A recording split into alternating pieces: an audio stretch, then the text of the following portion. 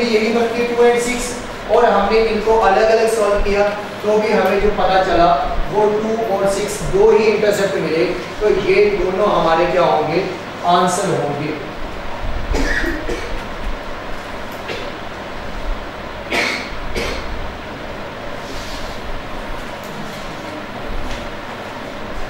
अब इसको कैलकुलेट जो एग्जाम के लिए किया जाएगा वो आपको ये कोई टेबल बना के वैल्यूज निकाल के डायग्राम बना के यहाँ से वैल्यू उठा के अगर आंसर करना होगा तो ऐसा बिल्कुल भी नहीं।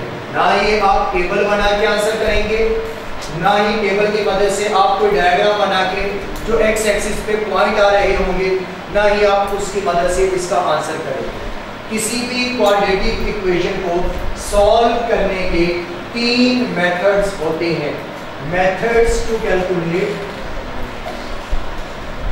methods to calculate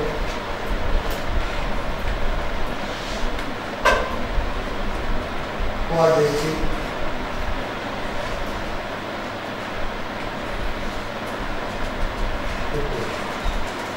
methods to calculate quadratic equation। सबसे पहला मेथड फैक्टराइजेशन है, सबसे पहला मेथड फैक्टराइजेशन मेथड। दूसरा मेथड है जी कंप्लीटिंग स्क्वायर मेथड, और तीसरा मेथड है क्वाड्रेटिक फॉर्मूला। और ये तीनों आप लोगों ने ऑलरेडी पढ़े हुए हैं 10th क्लास में। उसकी पहली ही एक्सरसाइज में पहला क्वाड्रेटिक से पूछा गया था, दूसरा कंप्लीटिंग से पूछा गया था, और उसी का तीसरा क्वेश्चन जो था वो क्वाड्रेटिक फॉर्मूला से। ये 10th क्लास के पहले चैप्टर के अंदर वो तीनों आप लोगों ने पढ़े थे। जो वहाँ पर सबसे मुश्किल आप लोगों को लगता था वो कंप्लीटिंग स्क्वायर, ऐसे ही कि वो भी आसान था। तो 3 मेथड हैं इसको कैलकुलेट करने के। First factorisation method,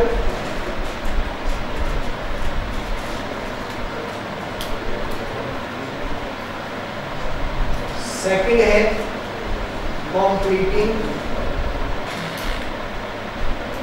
square method, और थर्ड है क्वाड्रेटिक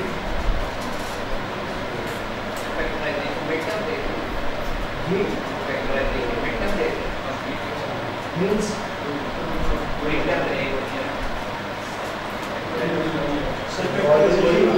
से पढ़ते आ जाए। अब पहले पढ़ेंगे फैक्टराइजेशन मेथड। पहला मेथड है फैक्टराइजेशन मेथड। तो यही क्वेश्चन हम फैक्टराइजेशन मेथड से सॉल्व करें।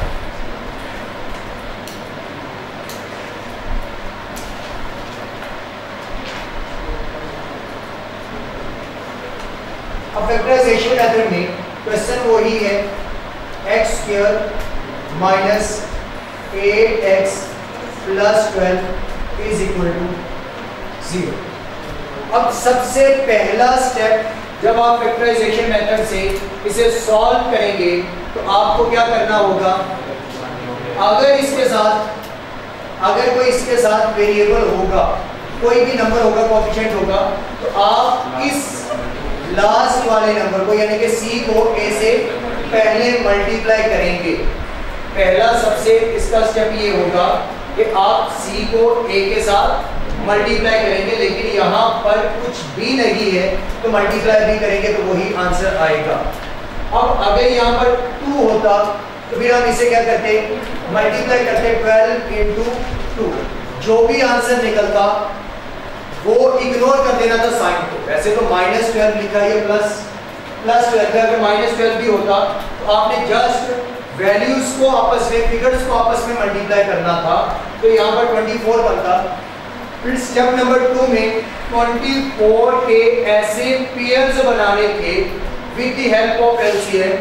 तो आपने ऐसे पेयर्स बनाने थे कि प्लस माइनस उनको पेयर्स को प्लस माइनस किया जाए तो क्या बने, -8 बने। प्लस माइनस किया जाए तो -8 बने। जबकि पहला स्टेप तो इसके अंदर रहा ही नहीं, तो स्टार्ट कहाँ से करेंगे, स्टेप नंबर 2 से। तो यहाँ पर एलसीएम इसका अगर निकालेंगे तो 12 है, तो पेयर्स बनाएंगे बचपन की तरह के। सबसे पहले किस टेबल पे जाएंगे, छोटे टेबल में ऐसे ही, लेकिन यहाँ आपने बस इसे डिवाइड करना है, वो चाहे 2 हो चाहे 3 हो। चले 2 6 12 2 3 6 और 3। तो इसमें 1 दूनी 2 दूनी 4 वाला भी बैठा है, तो अपने हिसाब से देख सकते हैं।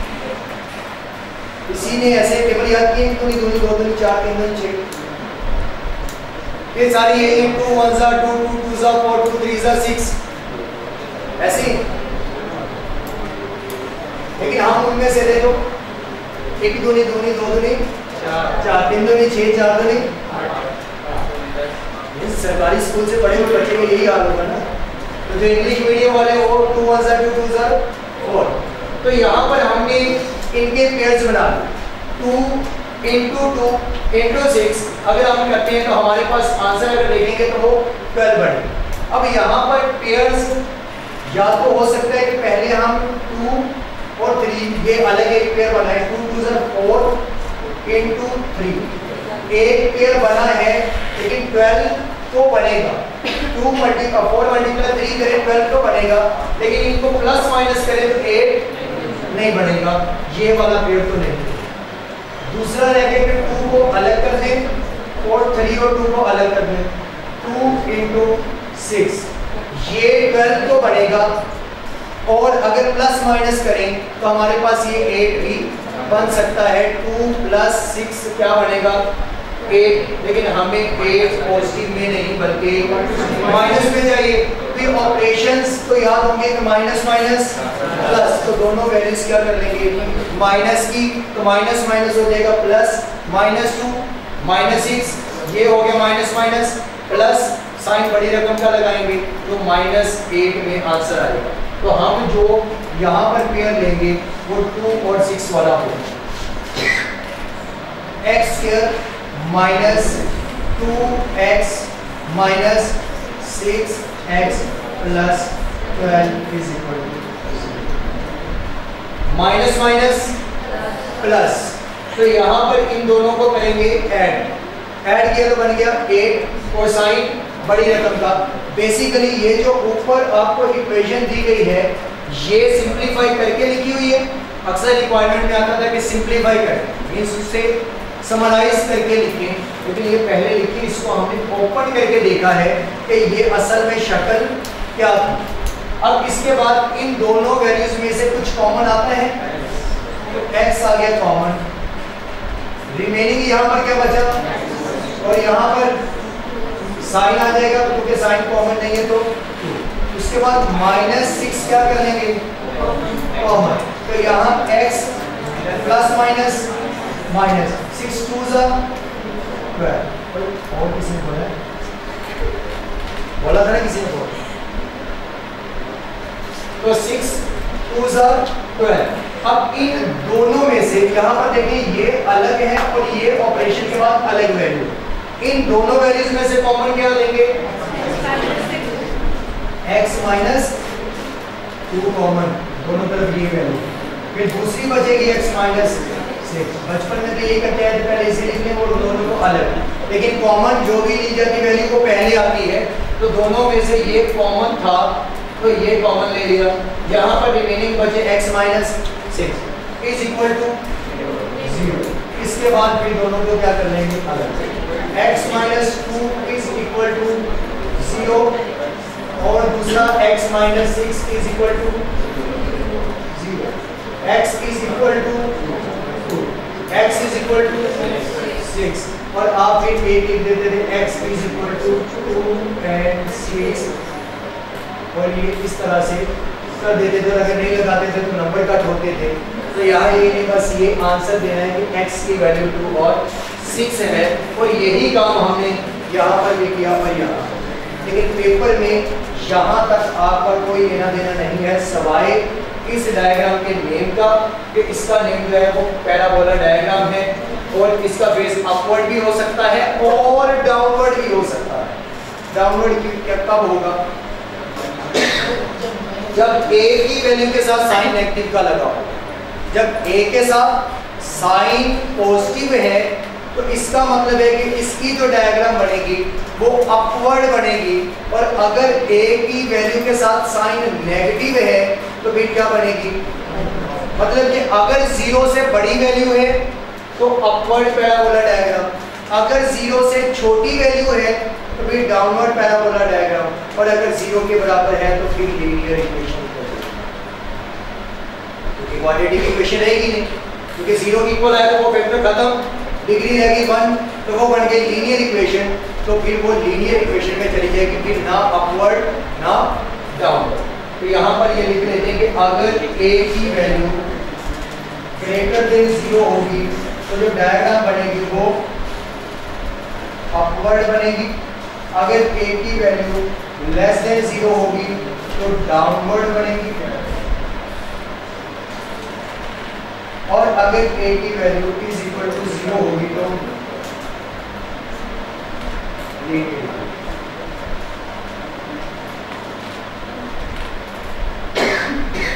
अब a की वैल्यू अगर 0 से ग्रेटर है तो मींस a पॉजिटिव, और अगर a की वैल्यू 0 से लेस है तो मतलब कि a नेगेटिव। यहाँ पर a क्या होगा, पॉजिटिव, a नेगेटिव, और जब 0 है तो लीनियर इक्वेशन। और यहाँ पर a क्या था, पॉजिटिव, तो पॉजिटिव है तो अपवर्ड बनी, अगर a की वैल्यू होती नेगेटिव तो बनती डाउनवर्ड, और अगर a की वैल्यू 0 है तो फिर लीनियर इक्वेशन ही बनेगी।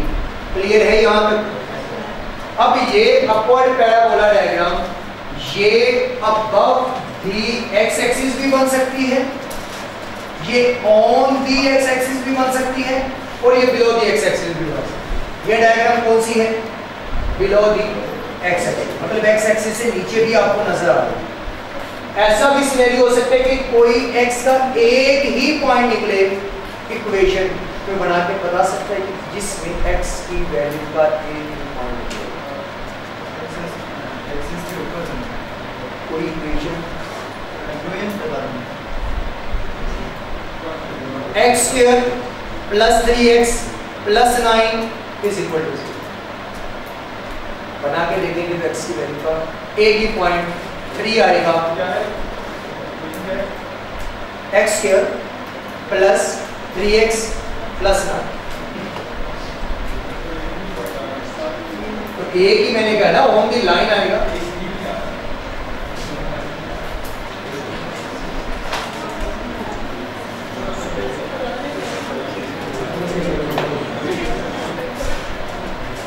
आपने पहली इक्वेशन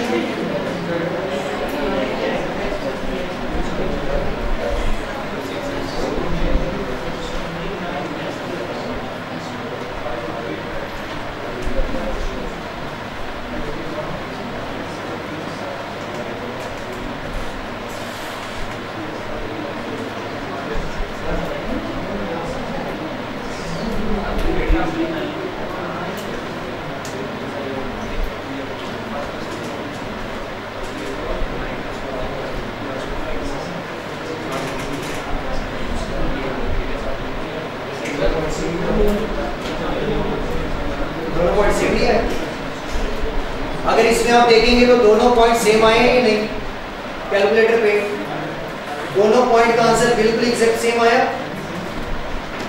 दोनों पॉइंट का आंसर 2.59 है, इज इक्वल टू क्या होगा 3, 2.59 इज इक्वल टू 3 के करीब जाएगा। तो मैंने भी तो रैंडमली आपको इक्वेशन बोली, उसके दोनों के आंसर पॉइंट के क्या है, सेम है।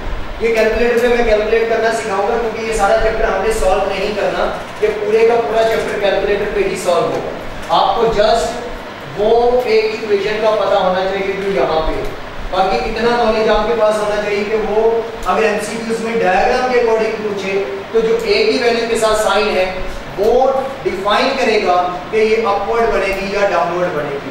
बाकी आप सब कुछ वहां से ऑनवर्ड यहाँ तक या ये आप सारा कैलकुलेटर पे भी सॉल्व करेंगे, लेकिन करेंगे पहले हम मैनुअली, समझेंगे मैनुअली, उसके बाद हम कैलकुलेटर की तरफ जाएंगे। कैलकुलेटर मैंने मॉडल बता दिया था कौन सा लेना है। कैलकुलेटर का मॉडल है, आप लोगों ने जो परचेज करना है वो है कैसियो FX 991 TS प्लस। ये कैलकुलेटर का मॉडल आप लोगों ने परचेज करना है कैसियो FX 991 TS प्लस। ये जो कैलकुलेटर है ये वही मॉडल है FX 991 ES प्लस। आप इसे फर्स्ट एडिशन में भी परचेज कर सकते हैं या सेकंड एडिशन। किसी के पास सेकंड एडिशन है ब्लैक कलर में,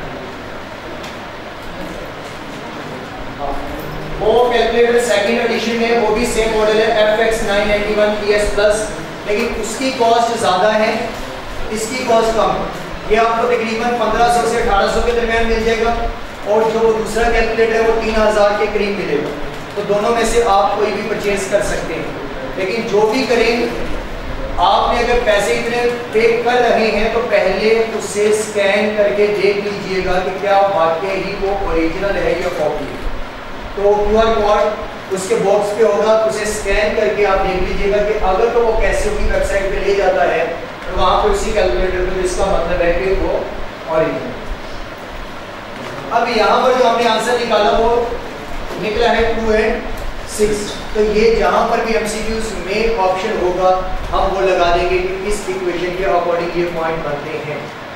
इसी तरह अगर कोई और इक्वेशन दी होगी और आपको एग्जाम में बोला हो तो उसे क्वाड्रेटिक इक्वेशन से सॉल्व करें, तो आप क्वाड्रेटिक इक्वेशन से सॉल्व करेंगे और फॉर्मूला से। अगर फैक्टराइजेशन है तो उससे, और अगर कंप्लीटिंग स्केल है तो उससे। लेकिन जब ये चैप्टर पढ़ लेंगे तो वो जिससे मर्जी करे, हमने उसकी नहीं सुनी।